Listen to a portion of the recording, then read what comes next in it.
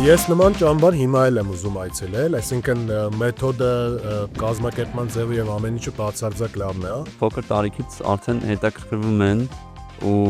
թեմայի հետ է ծանոթություն ունեն, ասենք language model-ների հետ, GenAI-ի հետ։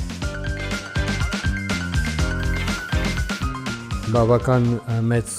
ծավալի հետաքրքրություն նկատեցի արհեստական բանականության թե ուղղվածության, թե այն ճանապարհի, որ պետք է անցնեն երիտասարդները։ Շատերին հետաքրքրում է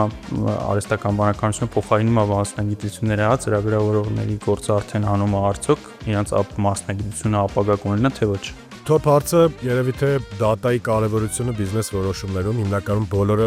սրա շուրջն էին պտտվում։ Շատ հետաքրքրված էին drone navigation-ի վրա։ Պատանիներին խորհուրդ կտամ, որ ուսումնասիրեն, թե արհեստական բանականությունը ինչ խնդիրներ է լուծում տարբեր ոլորտներում։ Դա կլինի արդյունաբերության մեջ, գյուղատնտեսության մեջ, բժշկության մեջ, բիզնեսի մեջ, իրավագիտության մեջ։ Նաև բացահայտեն արհեստական բանականության ստեղծելու հնարավորությունները։ Այսինքն ոչ միայն արհեստական բանականություն է կիրառելու, այլ նաև նոր լեզվական մոդելներ ստեղծելու եւ դրանք զարգացնելու հնարավորությունները։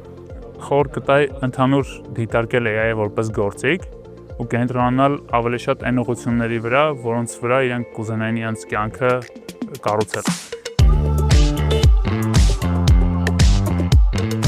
Շատ կարևոր է, որ մեր նոր սերունդը, պատանիները իմանան, թե ինչ է նշանակում տվյալներ հավաքել, տվյալները վերլուծել, տվյալները մոդելավորել։ Իմ մանկությունն էլ է անցել այս կարգի ճամբարներում, բայց ցավոք այնտեղ չկար գիտության ու մասնագիտացման հետ այսքան սերտ կապ։ Շատ կուզենայի այտենց էքսպերտների հետ